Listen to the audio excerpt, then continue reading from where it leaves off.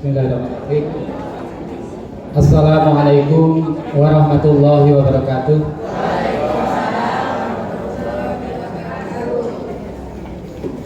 Bapak Ibu yang saya hormati, yang pertama adalah kita panjatkan puji syukur kepada Allah Subhanahu wa taala pada kesempatan hari ini tanggal 51 Agustus 2024. Alhamdulillah saya diberi kesempatan untuk menyampaikan tentang salah satu kegiatan yang ada di program Guru Penggerak Angkatan 11, di mana di modul 1.4 ini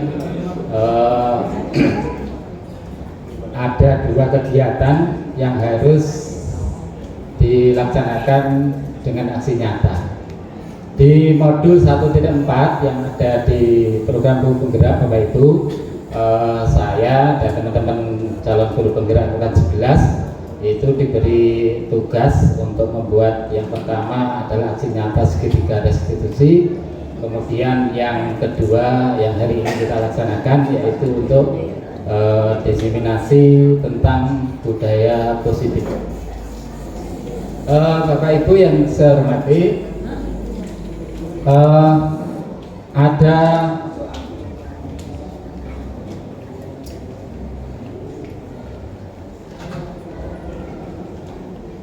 ada beberapa hal yang ingin kami sampaikan ya terkait dengan budaya positif yang ada di sekolah.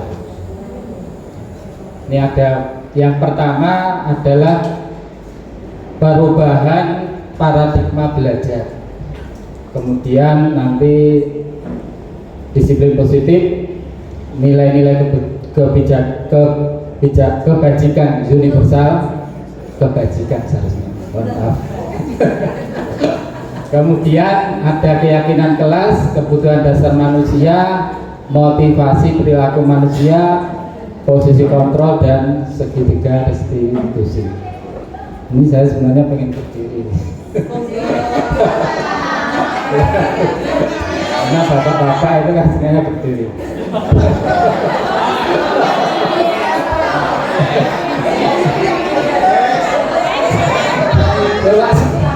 Ini mic-nya nggak ada.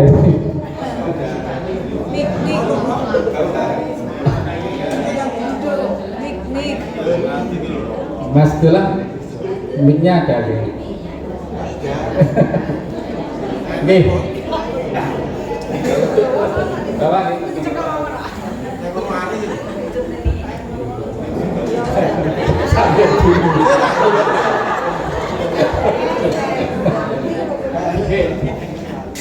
sambil menunggu mic Bapak Ibu, nanti kita bicara tentang budaya positif. Ya. Kalau kita berbicara tentang budaya positif, maka nanti ada erat kaitannya dengan lingkungan. Ya, yang tadi disinggung oleh Pak Ahya, bahwasanya sebentar lagi kita juga akan melaksanakan Sulingjak, ya, survei lingkungan belajar. Ternyata ada kaitan ketika lingkungan belajar itu sesuai, artinya cocok dengan kita sebagai pelaku pendidikan yang ada di sekolah, itu juga akan membawa dampak yang luar biasa. Lingkungan sekolah yang dimaksud siapa? Lingkungan sekolah yang dimaksud adalah yang pertama kita sebagai Bapak Ibu guru yang mengajar di kelas, kemudian tenaga kependidikan, sarana prasarana di sekolah yang ada. Pertanyaan saya ke Bapak Ibu, kira-kira budaya positif itu penting apa betul? Coba untuk penimban.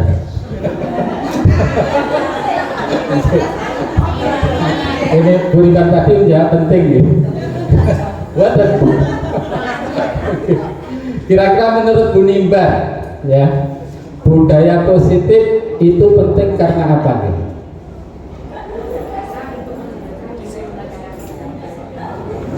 Oke, untuk membentuk karakter anak yang baik. budaya positif bisa membentuk karakter anak yang baik. Oke.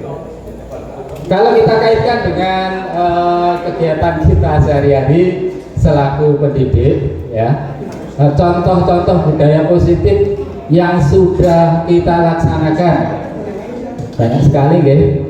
Napa Bu Krisna kira-kira? Langsung muncul.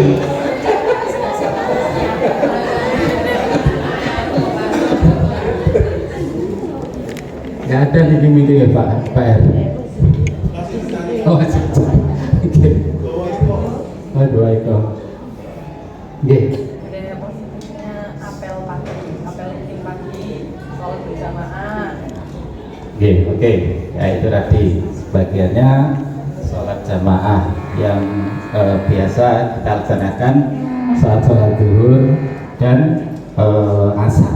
Itu kira-kira masuk dalam budaya positif kalau kita kaitkan dengan profil pelajar Pancasila, ya, ada 6 dimensi. Ini saya sampai hafal karena setiap awal kegiatan lokakarya itu nyanyi profil pelajar Pancasila, okay. Beriman dan bertakwa pada Tuhan Yang Maha Esa dan berakhlak mulia. Ini biasanya yang satu kelas dengan saya, Pak Taufik, hari ini tidak datang, biasanya sangat senang nyanyi itu. Oke, berikutnya Bapak Ibu, tadi disampaikan bahwasanya budaya positif erat kaitannya dengan lingkungan positif juga. Ketika lingkungan yang ada di sekolah ini baik, maka juga akan memunculkan nilai-nilai kebajikan yang ada. Bapak Ibu, masuk ke yang pertama, kita akan bahas itu tentang paradigma belajar. Pembelajaran dengan paradigma baru. Pembelajaran dengan paradigma baru adalah pembelajaran yang dirancang berdasarkan prinsip pembelajaran berdiferensiasi, sehingga peserta didik belajar sesuai kebutuhannya untuk mewujudkan profil pelajar Pancasila. Kita tahu ya bahwasanya pembelajaran berdiferensiasi ini memang sesuatu yang sangat penting.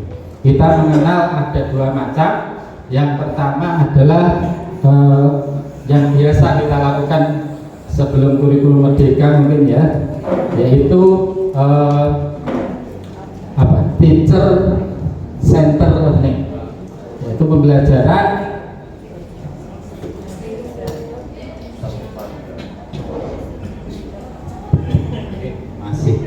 pembelajaran yang berpusat pada guru. Nah, yang di kurikulum merdeka saat ini ya, kita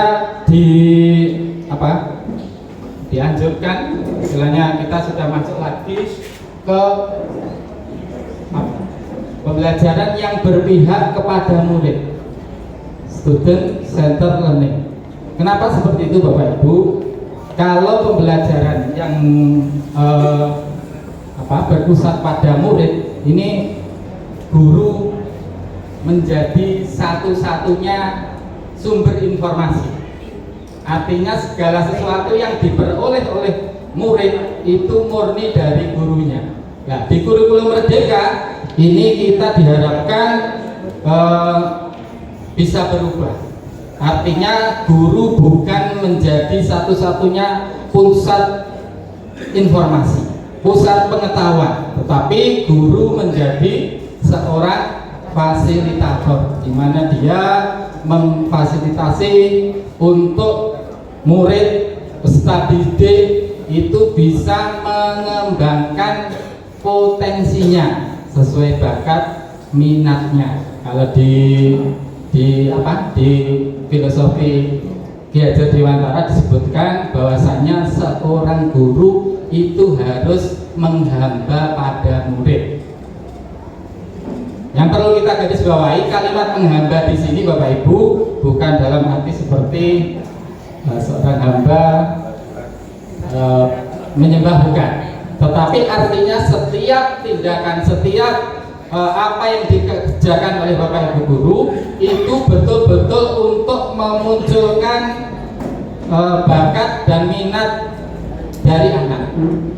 Ada yang namanya kodrat alam, ada kodrat zaman. Kodrat alam itu artinya masing-masing anak mempunyai ciri khas tersendiri. Masing-masing anak mempunyai kompetensi sendiri-sendiri. Sehingga tidak boleh kita menvonis, misalkan ketika terjadi sesuatu pada anak kita langsung vonis kamu itu anak yang bodoh misalkan, dan seterusnya. Tidak boleh, ya. Kita harus menghargai kompetensi kemampuan anak, ya, itu sesuai dengan kemampuan yang dimilikinya. Artinya tidak boleh kita samaratakan. Nanti dalam materi teori stimulus respon dan teori kontrol akan ada penjelasan tentang itu, Bapak Ibu. Jadi Bapak Ibu yang saya hormati, pembelajaran dengan paradigma baru itu artinya pembelajaran yang dibuat oleh Bapak Ibu guru yang dilaksanakan itu tujuannya adalah ke dimensi profil pelajar Pancasila, beriman dan bertakwa pada Tuhan Yang Maha Esa, berakhlak mulia, dan sampai yang terakhir adalah bernalar kritis.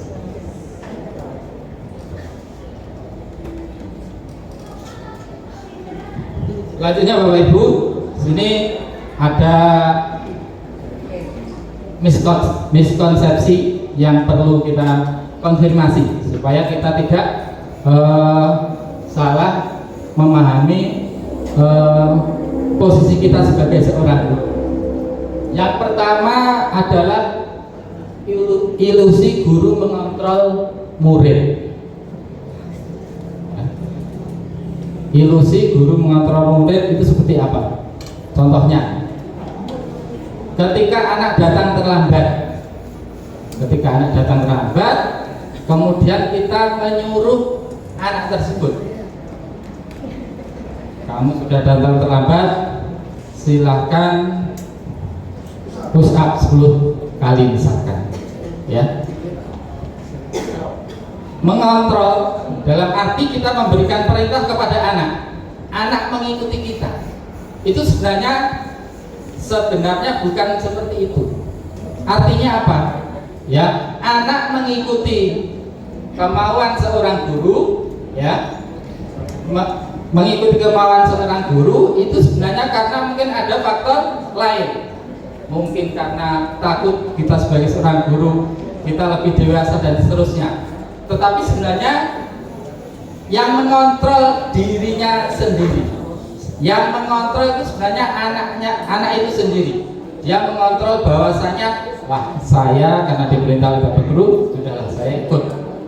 Nah, ini, Bapak Ibu, ilusi guru mengontrol murid sebenarnya bukan mengontrol, ya.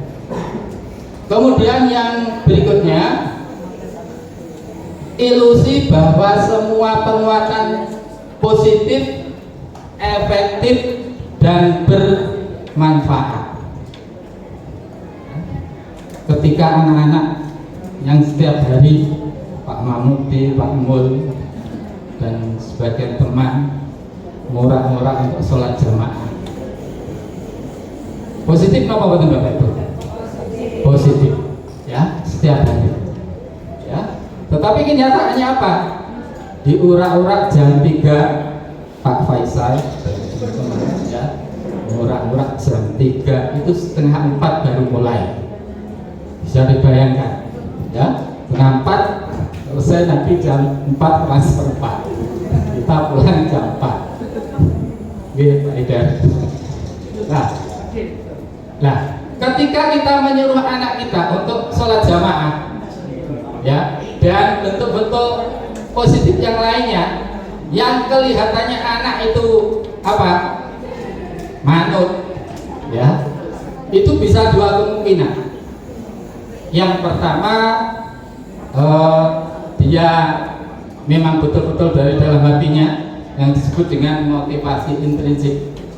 Motivasi yang keluar memang dari dalam hatinya. Yang kedua, mungkin karena itu dibawakan air keceren sama Pak Mahmudi. Karena takut, ya. Itu biasanya dari pojok yang sebelah selatan sampai sana itu terus, ya. Seperti itu Bapak Ibu. Jadi belum tentu penguatan positif yang diberikan itu akan memberikan manfaat. Ketika motivasinya masih motivasi yang dari luar, eksternal, maka ini menjadi sebuah ilusi. Kemudian ilusi bahwa kritik dan membuat rasa bersalah mampu menguatkan karakter. Nanti di posisi kontrol seorang guru itu salah satunya adalah membuat rasa bersalah murid. Anak datang terlambat, kamu sudah dibilangi berkali-kali kok tetap terlambat. Seperti itu. Ketika kita membuat merasa bersalah kepada anak kita, itu yang muncul di mental mereka itu menjadi anak yang wah aku ini berarti raiso apa-apa. Saya itu berarti ya sudah kemampuan saya. Nah ini di kurikulum Merdeka ini mari kita hindari. Sehingga jangan sampai ketika kita menvonis seorang anak ini bersalah dan seterusnya, ya, ini kita harus melihat secara menyeluruh. Nanti ada posisi kontrol sebagai seorang manajer. Ketika anak membuat kesalahan, kita tidak boleh langsung kamu salah dan seterusnya. Kemudian yang berikutnya adalah ilusi bahwa orang dewasa berhak memaksa. Kita semua Bapak Ibu berada di sini, usia yang paling muda, sini lagi.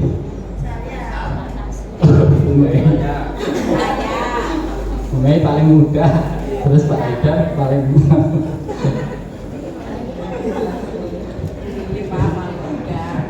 kita rata-rata di sini usianya mungkin sudah di atas 25. Sehingga ini ya, dianggap dewasa, ya. Bahwa orang dewasa berhak memaksa. Iya, kadang ya kita merasa wis tua sepuh, apa-apa kudu manut aku. Kepada anak kita mungkin juga demikian. Nah ini adalah sebuah ilusi yang nanti harus kita konfirmasi. Demikian Bapak Ibu, miskonsepsi tentang teori kontrol.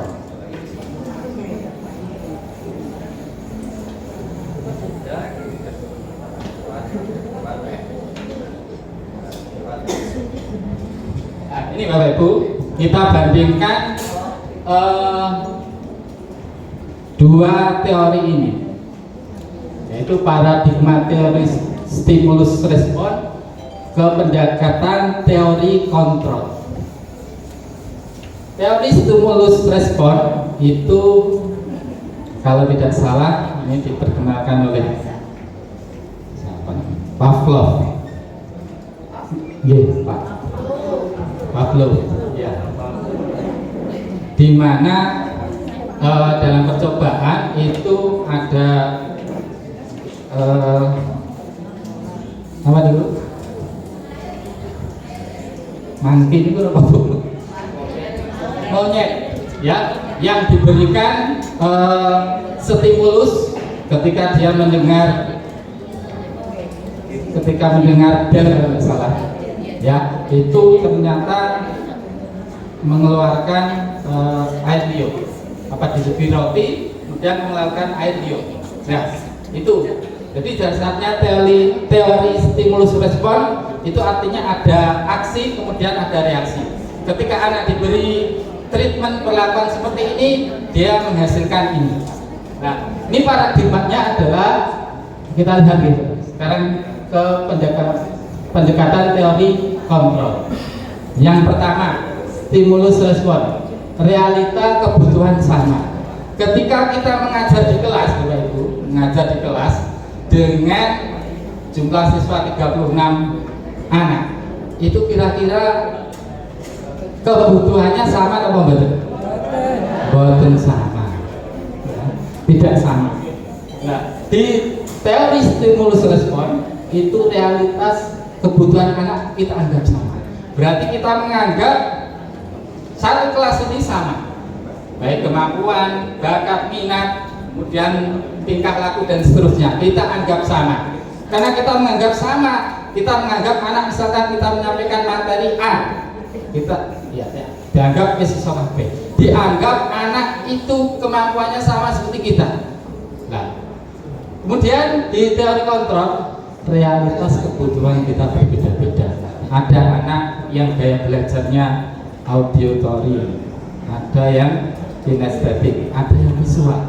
Nah, pembelajaran berdiferensiasi kita harus menyesuaikan, melihat kira-kira anak yang kinestetik itu yang senangnya meluka anakku, nggak seneng berumah, nggak seneng melihat secara langsung. Kan ada itu dalam satu kelas, gitu. Nah, ini kita harus merancang pembelajaran kita sesuaikan dengan gaya belajar anak ini. Apakah dia auditory, senengannya ngrungokne terus langsung paham, atau visual, seringannya melihat tok gak gelem ngrungokne, ya, atau gabungan dari audiovisual, kinestetik, ya, yang senengannya jalan-jalan, ya, ketika disuruh mendengarkan baca gak gelem. Mungkin kita menjumpai ya anak-anak kita di rumah juga mungkin ada yang seperti itu. Yang berikutnya, semua orang melihat hal yang sama di stimulus respon, dianggap sama semua. Di teori kontrol setiap orang memiliki gambaran yang berbeda-beda. Kemudian stimulus responnya kita mencoba mengubah orang agar berpandangan sama dengan kita. Di teori kontrol kita berusaha memahami pandangan orang lain tentang dunia. Berikutnya, perilaku buruk dilihat sebagai suatu kesalahan. Di stimulus respon, ketika anak mengerjakan kesalahan, ya, langsung dijat, ya, kamu salah, kamu goblok, dan seterusnya. Ya, kalau di teori kontrol, ya, semua perilaku baik yang positif maupun negatif itu kita lihat secara komprehensif. Nanti posisi kontrol sebagai seorang manajer, kita akan bertanya, kenapa kamu datang terlambat, dan seterusnya. Okay. Kemudian berikutnya, stimulus respon, orang lain bisa mengontrol saya. Tadi ya di depan di miskonsepsi tadi, orang lain itu bisa kita sebagai seorang guru, ya, sebagai seorang guru, karena mungkin anak melihat orang yang harus dihargai, dihormati, punya kemampuan. Murid itu udah, saya ikut saja, ya. Mungkin bisa dari dalam hati, juga bisa kan di luar. Yang berikutnya, Anda tidak bisa mengontrol orang lain. Jadi di teori kontrol itu adalah Anda tidak bisa mengontrol orang lain. Tetapi siapa yang bisa mengontrol Bapak Ibu? Dirinya sendiri. Ya. Berikutnya, di stimulus respon, pemaksaan ada pada saat rujukan gagal. Ketika kita menyuruh anak untuk berbuat yang kita inginkan, ya, misalkan tadi ya kita menyuruh sholat jamaah, ya, ternyata gagal.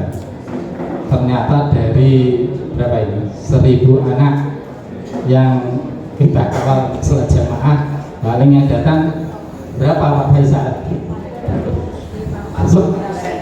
Separuhnya nggak ada mungkin. Berikutnya, kolaborasi dan konsensus menciptakan pilihan-pilihan baru.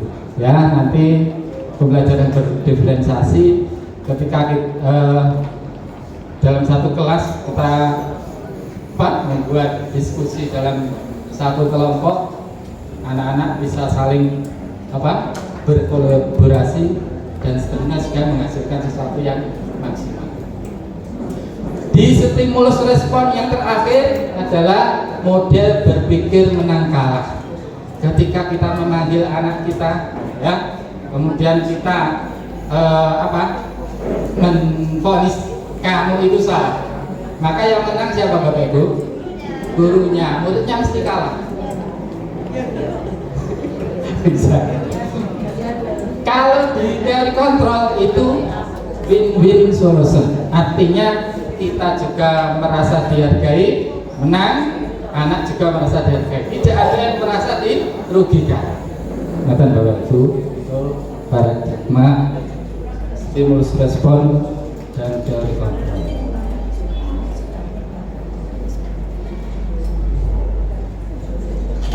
Lanjutnya Bapak Ibu tentang disiplin positif.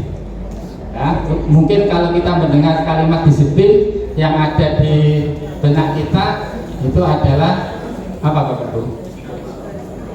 Sesuatu yang gratis, tertib, tepat waktu, nggak malih, pemaksaan.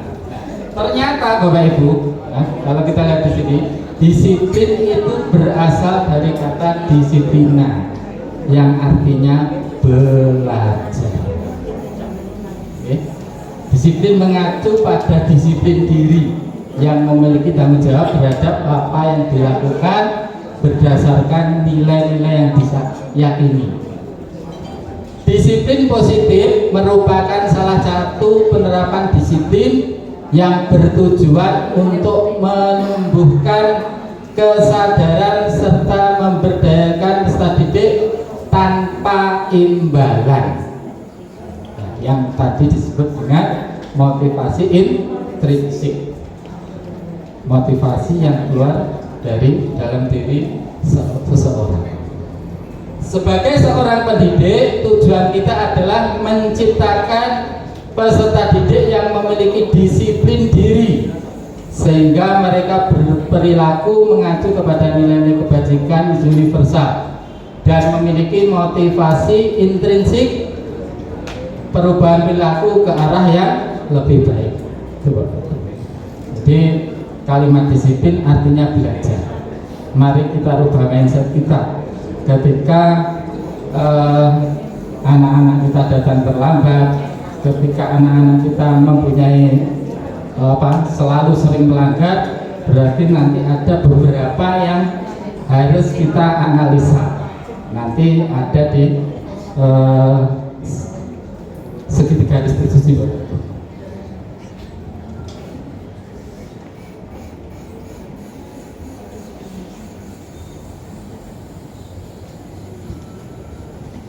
Berikutnya yaitu tentang nilai-nilai kebajikan.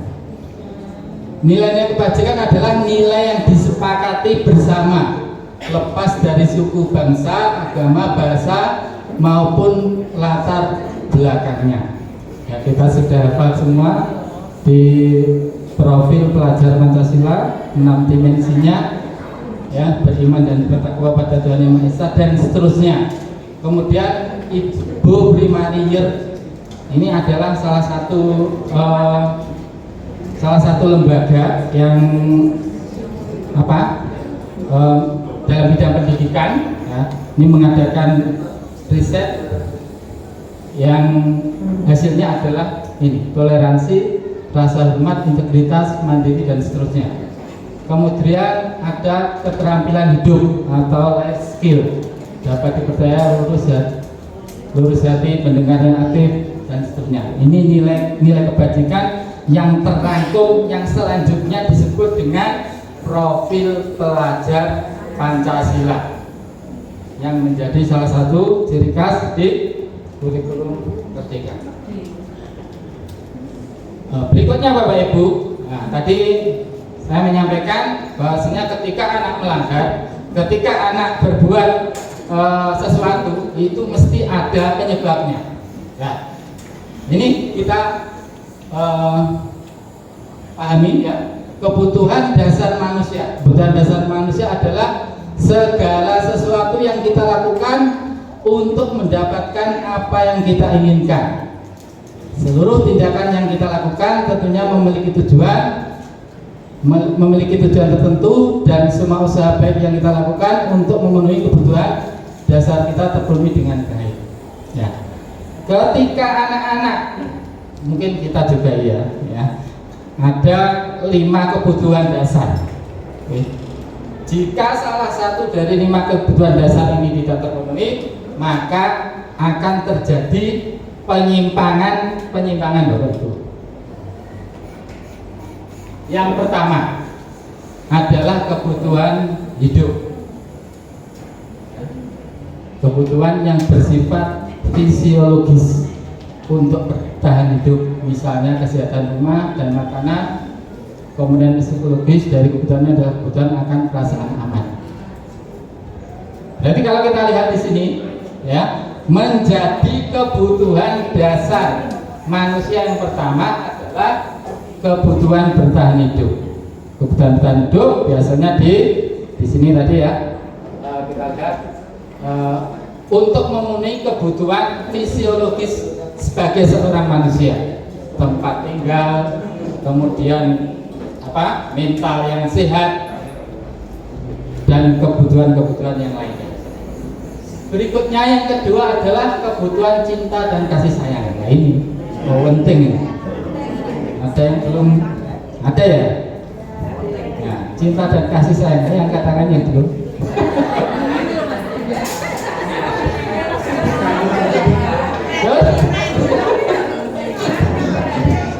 Penting ini ternyata. Ya, ketika anak-anak kita dari rumah, mungkin orang tuanya tidak ada, ya, cinta dan kasih sayangnya tidak didapatkan, perhatiannya tidak didapatkan, maka ketika datang di sekolah, ya, nyari kasih sayang. Yang gurunya di sini ini teko mahlis, karena kasih sayang. Sekolah gurune teko pintu gerbang wis metu. Penting ternyata nih. Jadi cinta dan kasih sayang, kebutuhan untuk diterima. Lanjut. Yang ketiga adalah kebutuhan penguasaan. Ya ini analogikan dengan 2 ekor macan yang ya. Macan apa singa? Oh iya, singa kali macan. Tetapi untuk mendapatkan pengakuan atau kekuasaan.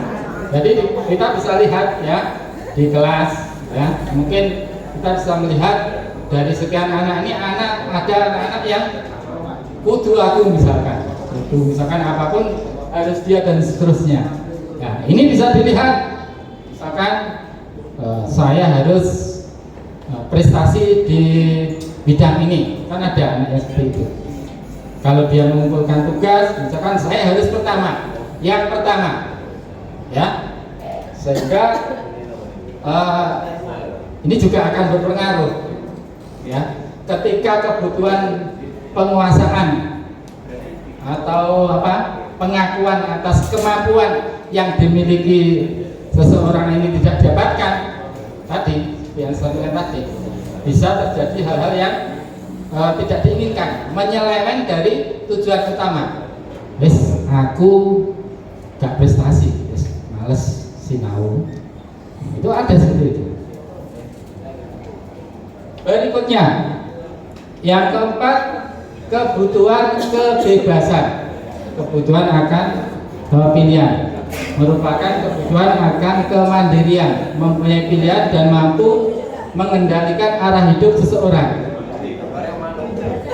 Gambarnya manuk sarangnya dibuka, itu mau keluar Pak Sur. Ini mau keluar. Sudah keluar.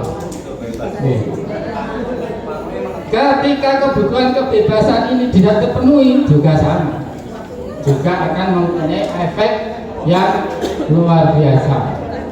Ya, misalkan tadi ada anak yang gaya belajarnya kinestetik, ternyata gurunya senengnya ngajarnya hanya pakai audio visual, artinya gurunya ceramah di depan terus. Ketika anak melihat itu, terus dia terus obat ini, ya. Nah ini makanya seorang guru, ya, harus pintar-pintar merancang pembelajaran berdiferensiasi yang bisa memenuhi kebutuhan semua peserta didik.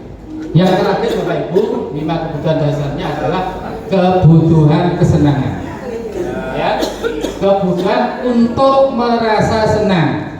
Jangan sampai ketika anak-anak masuk di kelas terus langsung ngetutut bisik. Terus kita sambut 5S, senyum, sapa, salam, sopan, santun. Jangan orang itu kamu segera kurung. Gitu, biasanya kita gitu. Supaya anak itu merasa ya apa pembelajaran yang menyenangkan. Pokoknya tadi filosofi pendidikan Ki Hajar Dewantara, guru kita harus menghambat pada murid. Apapun yang kita kerjakan, apapun yang kita lakukan, tujuannya adalah agar minat, bakat, potensi itu bisa berkembang, bisa muncul. Mungkin sampai sini ada yang perlu ditanyakan Bapak Ibu? Ada ya? Alhamdulillah, kalau ada. Yang berikutnya, motivasi.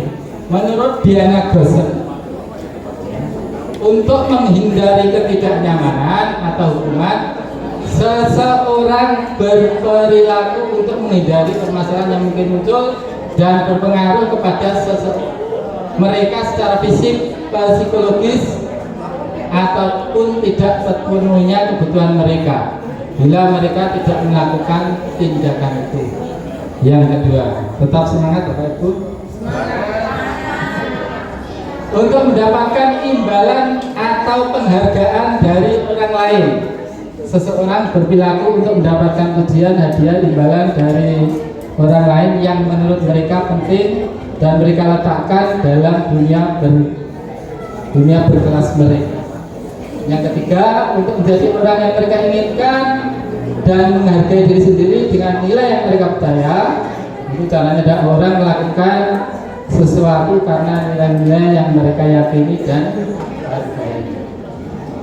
Berikutnya Bapak Ibu, ini Bapak Ibu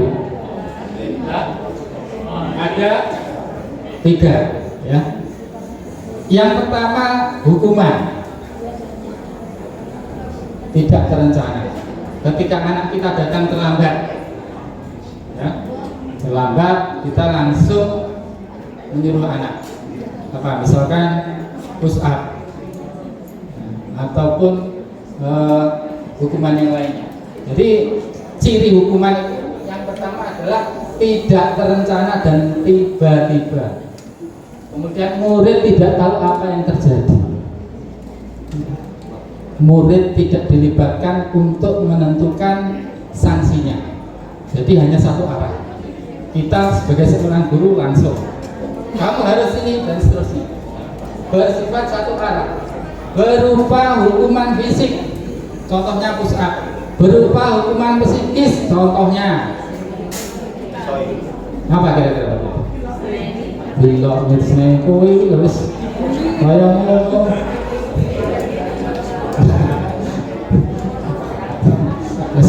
punya prestasi datang terlambat, itu psikis. Kemudian kalau konsekuensi Bapak Ibu, kalau konsekuensi itu terencana, disepakati. Nah, misalkan kalau kamu tidak mengumpulkan tugas PR, maka konsekuensinya kamu tidak dapat nilai. Itu konsekuensi. Yang berikutnya, murid dibuat tidak nyaman, hukuman tidak nyaman, konsekuensi juga tidak nyaman. Ya.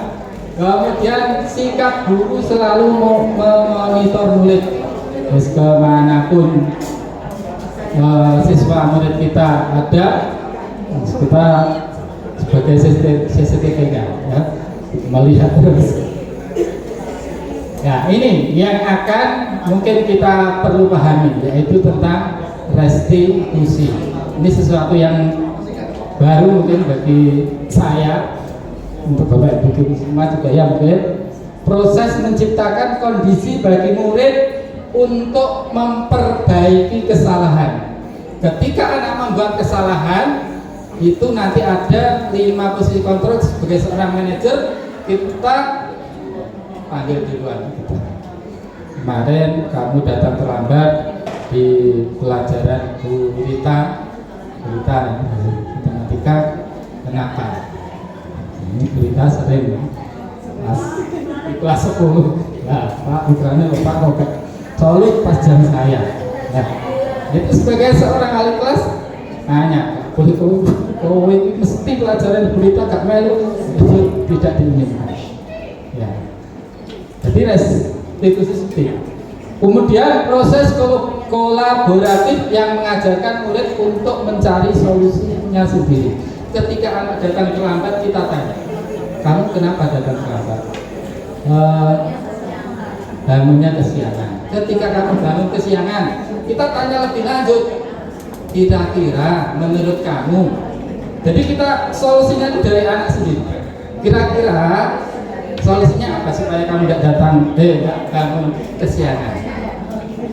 Apa kemarin disampaikan Bu Retno ya, membuat alarm tadi ya. Dan kalau sudah terbiasa, Pak Mul kemarin menyampaikan kalau sudah 40 hari, Bapak Ibu silahkan dicoba, itu betul. Kalau Bapak Ibu pengen apa, istiqomah sholat tahajud, dicoba 40 hari terus-menerus tanpa jeda, insya Allah akan mudah dicoba.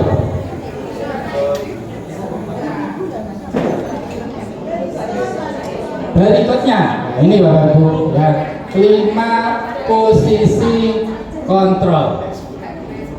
Dari kelima ini nanti yang diharapkan itu adalah posisi manajer yang paling. Apakah 4 posisi yang lainnya tidak boleh?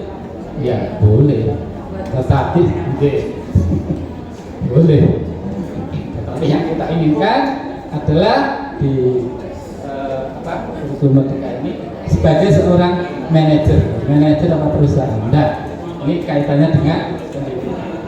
Yang pertama, ya ini loh. Posisi kontrol kita sebagai seorang guru yang pertama adalah penghukum. Seorang penghukum dapat menggunakan hukuman fisik. Ayo yang sering nyuruh push up, yang saya. Hukuman fisik dan verbal. Nah ini verbal ini sesuatu yang menyakitkan di dalam hati anak-anak kita. Ya, kira-kira fisik sama verbal efeknya lebih kuat mana Bapak Ibu? Verbal. Dibentak di depan umum, kamu itu dan seterusnya. Wes akhirnya Bu Rini ngoten. Bu Rini. Bu Rini bahasa Inggris. Oke. Saya itu kok di depan jenengan kok semakin kecil.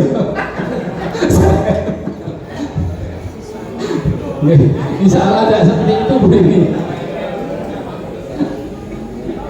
Ya, jadi ternyata hukuman verbal itu mempunyai efek yang lebih dasar yang akan menurunkan, merusak mental anak. Ya, itu mari kita sedikit demi sedikit kita hindari. Memang apa yang disampaikan di program guru penggerak ini materinya itu memaksa kita untuk open minded, terbuka. Kalau kita masih tetap bertahan, saya pas pertama kali mendapatkan materi tentang budaya positif ini, saya juga sempat tidak bisa menerima, tetap ngengkel ke fasilitator saya. Nggak bisa. Ya tadi jawaban dari fasilitatornya adalah ya kita harus terbuka. Menerima sesuatu yang baru itu memang berat. Ya, mungkin di mindset kita selama ini untuk memberi efek jerah kepada anak-anak didik kita itu dengan memberi hukuman. Ya. Nah, contohnya ini Bapak Ibu. Penghukum akan berkata, patuhi aturan saya atau awas nanti kamu selalu salah aja. Yang kedua Bapak Ibu, yang kedua membuat orang merasa bersalah. Ini pada posisi ini biasanya kita akan bersuara lebih lembut, menggunakan keheningan yang membuat siswa menjadi tidak nyaman. Ya, atau rendah hati. Contoh kata-katanya adalah Bapak atau Ibu sangat kecewa dengan kamu. Berapa kali Ibu harus memberi tahu kamu ya. Ini juga sama Bapak Ibu. Sedikit demi sedikit mari kita kurangi. Yang ketiga, nah ini juga tidak boleh. Posisi kontrol sebagai teman, terus dianggap murid itu konconi. Ya. Dalam posisi ini guru tidak menyakiti murid, ya, tetapi akan selalu berusaha mengontrol siswa melalui persuasi, artinya dengan bujukan. Posisi ini dapat berdampak positif dan negatif. Positifnya berupa hubungan yang baik, komunikasi yang baik antara guru dengan siswa. Contoh kata-kata gurunya yaitu, ayo bantulah ibu, ayo bantulah demi ibu, ayo tolong saya kan wali kelas kamu, masa kamu tidak bisa berubah. Ayo ingat tidak semua bantuan ibu ada.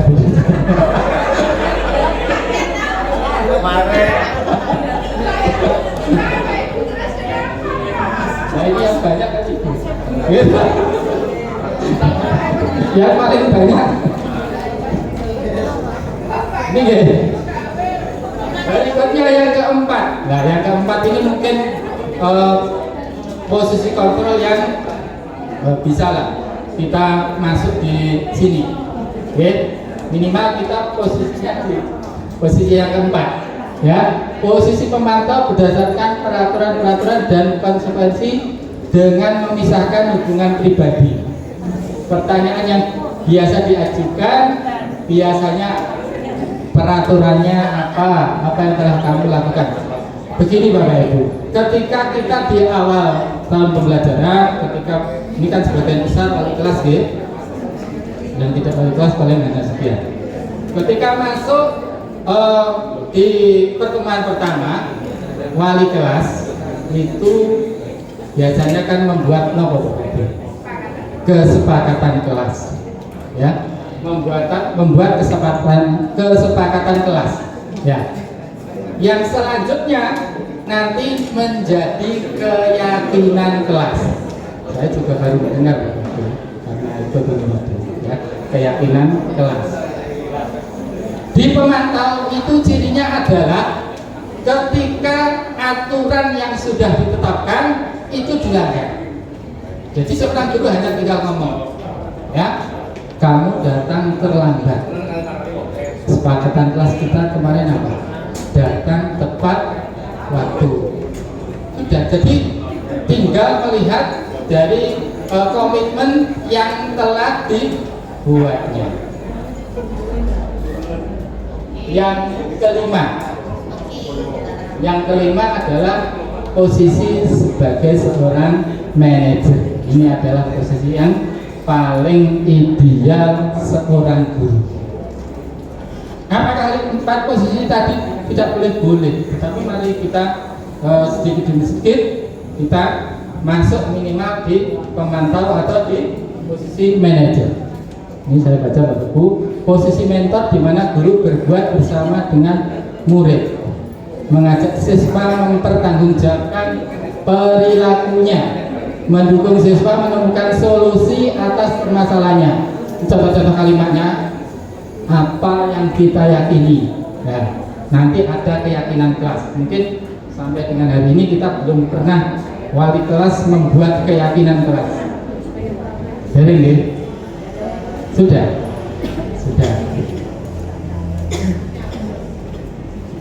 Jika kamu meyakininya, apakah kamu bersedia memperbaikinya? Ini berdasarkan keyakinan kelas yang telah dibuat oleh wali kelas. Karena kita lingkupnya adalah lingkup kelas. Kalau sekolah juga bisa menjadi keyakinan sekolah sebenarnya Bapak Ibu. Ini contoh posisi kontrol Bapak Ibu. Contoh kasus, siswa tidak memakai kelengkapan saat upacara bendera. Sebagai penghukum, maka dia guru memerintahkan, ayo hormat bendera selama 1 jam.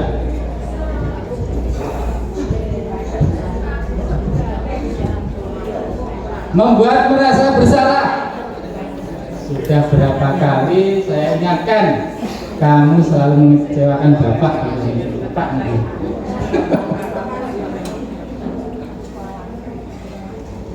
Yang ketiga, ini sebagai teman, contohnya, ayo dong bantu bapak guru, bukunya agak saya baca. Sekali ini saja, ya sudah, tidak apa-apa, jangan diulangi lagi ya nak. Itu posisi sebagai teman. Ya, berikutnya yang keempat sebagai pemantau. Jadi karena sudah bikin keyakinan kelas, kamu sudah melanggar peraturannya, kamu mengetahui konsekuensinya. Silakan di atribut setelah upacara, jangan diulangi lagi. Sebagai manajer, ketika melanggar tadi, apa yang kamu yakini? Dan misalkan siswa menjawab, saya harus disiplin Bapak. Di keyakinan kelas sudah ditulis disiplin. Berarti seorang manajer tinggal bertanya saja, apa yang kamu yakini? Sebagai seorang siswa, saya harus disiplin. Apa rencana kamu untuk membaiknya? Nah, karena dia tidak memakai atribut, besok saya akan beli atribut dan memasangnya dan TPM. Ribon Pak Mul. Sesuai TPM sesuai Pak Agus jadi. Biasanya Bu Rika, Sinten Angga, Ujibur Rahman, itu saya sudah sampai angkat tangan juga itu. Pas di kelas 10 Bu, saya kan belum ikut program guru penggerak. Iya, program guru penggerak. Sehingga tadi saya menyuruh Pak Agus untuk membantu saya. Berikutnya ini masih ada. Ini coba Bapak Ibu, pertanyaan. Saya kecewa sekali dengan kamu. Kira-kira posisi kontrolnya apa Bapak Ibu? Ya. Berikutnya, kamu tidak pernah benar melakukannya. Apa Bu Timban? Hukum. Oke. Berikutnya, apa rencanamu untuk menyelesaikan masalah ini? Yes, itu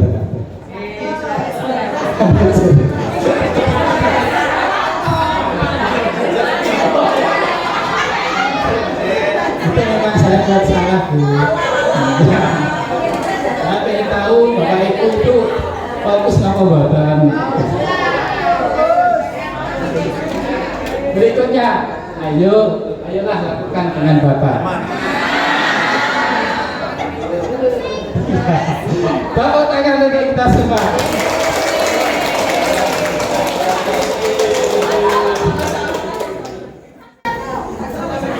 Waktu sudah habis Bapak Ibu, terima kasih atas perhatiannya. Saya sudah diberi kesempatan untuk imbasin budaya positif yang ada di sekolah. Semoga sharing hari ini bisa kita terapkan di kelas kita masing-masing. kita bisa menciptakan budaya positif yang selanjutnya akan membawa dampak yang baik kepada anak didik kita. Saya akhiri, mohon maaf atas segala kekurangan. Billahi taufiq wal hidayah. Wassalamualaikum warahmatullahi wabarakatuh.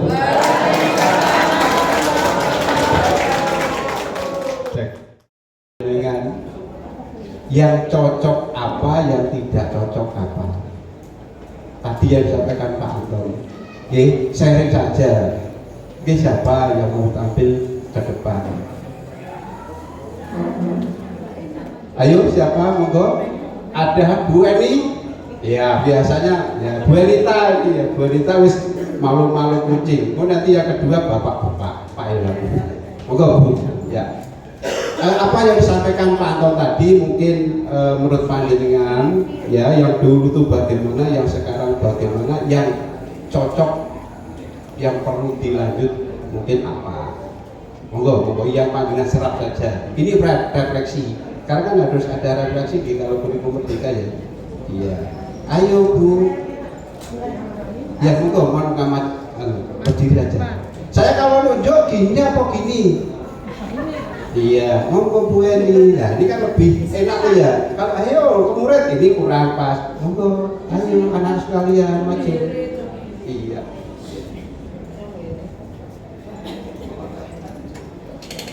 Bismillahirrahmanirrahim. Assalamualaikum warahmatullahi wabarakatuh. Alhamdulillahirrahmanirrahim. Pagi ini kita sudah mendapatkan banyak sekali ilmu yang diberikan oleh Bapak Anton Hendriono. Insya Allah saya bisa menerima banyak sekali, tidak hanya apa ya istilahnya, juga itu peringatan untuk saya untuk menuju lebih baik lagi, terutama banyak positifnya Pak. Kalau yang cocok semua dengan cocok semua. Jadi yang terakhir, terutama yang terakhir tadi, kita sebagai yang mana ya, kita menempatkan diri itu yang mana, meskipun pada endingnya manajer itu sudah hal yang baru ya bagi saya Pak, karena untuk menuju. Silakan duduk Aldo. Mana kabar kamu hari ini Aldo? Sehat ya? Alhamdulillah. Oke. Di ini Aldo, Pak Anton kemarin itu dapat laporan dari Bu Krisna, guru matematika. Tahu ya? Bahasanya kamu hari ini itu datangnya terlambat. Apa ini? Iya Pak, benar. Seingat kamu, aduh, sudah berapa kali kamu terlambat di mata pelajaran matematika Bu Krisna? 3 kali. 3 kali ya? Betul ya? Oke. Nah, ketika kamu datang terlambat, itu kamu merasa bersalah apa tidak? Iya Pak, saya merasa bersalah. Merasa bersalah ya? Ya. Oke Aldo, kemarin saat kita masuk di awal tahun ajaran, kita sudah membuat kesepakatan bersama ya. Masih ingat ya? Membuat kesepakatan bersama terkait kira-kira apa yang harus kita laksanakan ya. Artinya itu menjadi aturan di kelas kita yang dibuat secara bersama-sama. Masih ingat ya Aldo? Ini apa? Orang tua itu sebenarnya hanya ingin tahu saja ya. Orang berbuat kesalahan itu lumrah dan wajar. Anton sendiri dulu waktu sekolah juga. Oke, lanjutkan Aldo ya. Tadi kamu sudah mengetahui bahasanya pada pelajaran matematika terlambat 3 kali ya. Nah, Pak Anton ingin tahu kira-kira kenapa kamu datang terlambat? Kira-kira alasan apa yang menyebabkan kamu terlambat 3 kali di pelajaran matematika? Sebenarnya maaf Pak, saya terlambat karena saya memeliharakan peliharaan orang tua saya. Peliharaan punya ternak di rumah? Nggih, ternak ayam. Oh gitu. Berarti tiap pagi kamu harus ngasih makan dulu, selesai itu baru berangkat. Nggih. Oke, luar biasa. Aduh. Saya tidak tahu kalau kamu tidak cerita kepada saya, ya. Nggak apa-apa. Pokoknya yang terpenting adalah kamu jangan sampai kamu usahakan bisa membagi waktu.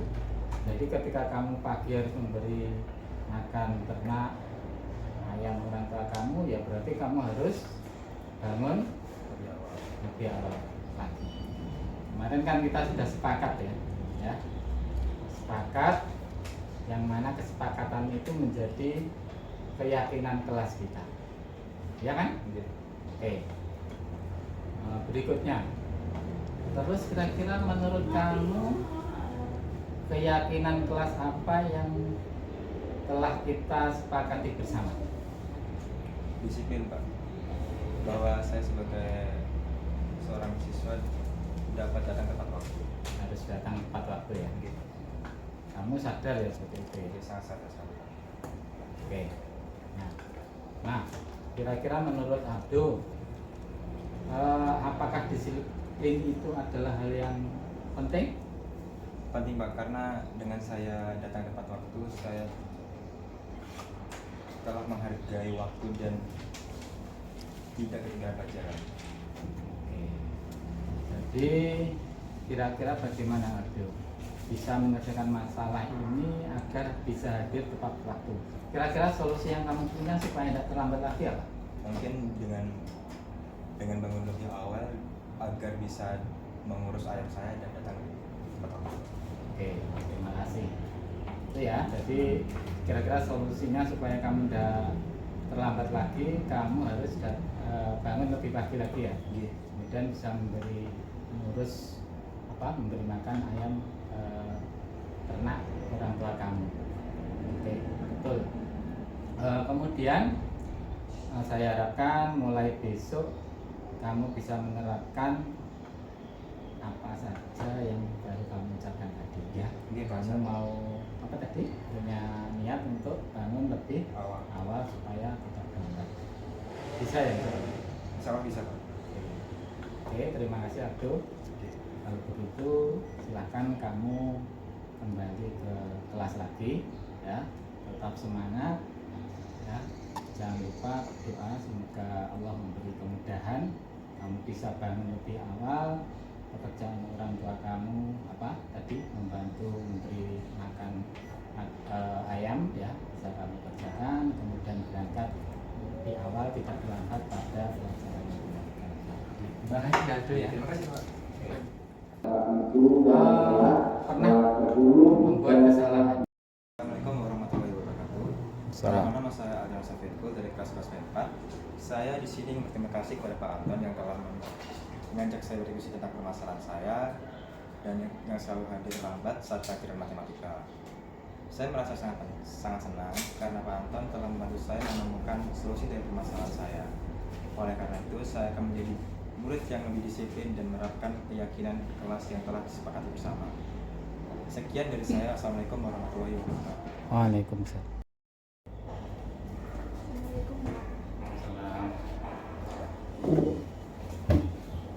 Oke, Bunga, gimana kabarnya hari ini? Baik, Pak. Bunga, saya panggil ke sini kira-kira tahu nggak kenapa? Karena saya sering terlambat masuk kelas. Menurut Bunga, apakah terlambat masuk kelas selesai istirahat itu perbuatan yang baik? Tidak, Pak. Saya minta maaf karena sering terlambat masuk kelas. Oke, tidak apa-apa. Semua orang itu pasti pernah bersalah. Tidak ada yang namanya manusia yang sempurna ya. Termasuk Pak Anton dulu ketika sekolah, Pak Anton juga pernah terlambat, pernah tidak terlambat mengikuti upacara. Tapi di sini Pak Anton tidak ingin mencari siapa yang salah. Pak Anton hanya ingin mencari kira-kira solusi dari permasalahan kamu sering terlambat masuk ketika istirahat, ketika selesai jam istirahat. Pak Anton ingin tahu kira-kira alasan kamu kenapa sering terlambat masuk kelas setelah jam istirahat selesai? Coba kamu ceritakan, tidak usah takut ya. Karena saya sering kalah bermain game, Pak. Sehingga ketika jam istirahat nanti habis, saya baru beli jajan. Kemudian makan, makanya ketika bel masuk berbunyi, saya masih menghabiskan makanan. Oh gitu ya. Oke. Bermain itu tidak apa-apa, tapi jangan lupa ya. Jadi kita sering mendengar time is money. Waktu katanya waktu adalah uang, ya kan? Maka kita harus memperhatikan pentingnya waktu. Apalagi kamu kan hari ini kan tujuan kamu ketika datang dari rumah ke sekolah kan pengen belajar, ya kan? Nah, pertanyaan Pak Anton untuk Bina ya, kira-kira kamu sering terlambat masuk kelas selesai jam istirahat, itu kira-kira kamu ada solusi nggak? Kira-kira saya harus seperti ini Pak dan seterusnya, ada nggak? Ada, Pak. Saya harus bisa membagi waktu. Membagi waktu ya. Oke. Kira-kira tadi kamu menyebutkan kamu akan berusaha untuk bisa membagi waktu. Kira-kira kapan kamu akan melakukan itu? Mulai besok, Pak, insya Allah saya akan mulai berusaha untuk selalu datang tepat waktu setelah jam istirahat. Oke. Berikutnya Pak Anton pengen tanya. Ingat tidak, kita waktu awal masuk tahun pelajaran kemarin kita sudah membuat kesepakatan bersama. Bahkan kamu sudah itu membacakannya kan di depan kelas, ingat kan? Ya, kesepakatan bersama itu menjadi keyakinan kelas kita, ya, sesuatu yang dianggap baik di kelas kita, ya. Masih ingat? Ingat, Pak. Ingat ya. Apa keyakinan kelas yang pernah kita sepakati yang berkaitan dengan pelanggaran yang pernah kamu kerjakan? Disiplin dan menghargai waktu. Oke, luar biasa. Sebenarnya kamu masih ingat ya? Masih. Oke, selanjutnya Pak Anton pengen tanya, Bunga ingin menjadi siswa murid seperti apa tuh? Saya ingin menjadi anak yang bisa menghargai waktu dan menghargai bapak atau ibu guru dengan selalu tepat waktu. Oke, baiklah. Luar biasa. Saya sebenarnya sangat senang hari ini kita bisa berdiskusi. Kamu bisa menceritakan apa yang membuat kamu datang terlambat selesai jam istirahat ya. Oke, saya mengharapkan kamu betul-betul bisa menerapkan nilai-nilai yang baik itu dengan tadi apa? Bisa membagi waktu dan menghargai waktu. Oke, terima kasih Bunga. Hari ini kamu sudah mengutarakan ya, jadi kamu saya harapkan nanti pada kegiatan pembelajaran berikutnya kamu betul-betul tadi harus bisa membagi waktu ketika jam istirahat betul-betul dimanfaatkan. Tidak apa-apa main game itu, tetapi tadi ya ketika bel sudah bunyi silakan segera masuk, jangan keasikan main game, akhirnya waktu untuk makannya berkurang. Oke, terima kasih ya Bunga, silakan kembali ke kelas lagi. Assalamualaikum warahmatullahi wabarakatuh. Perkenalkan, nama saya Bunga Octavia.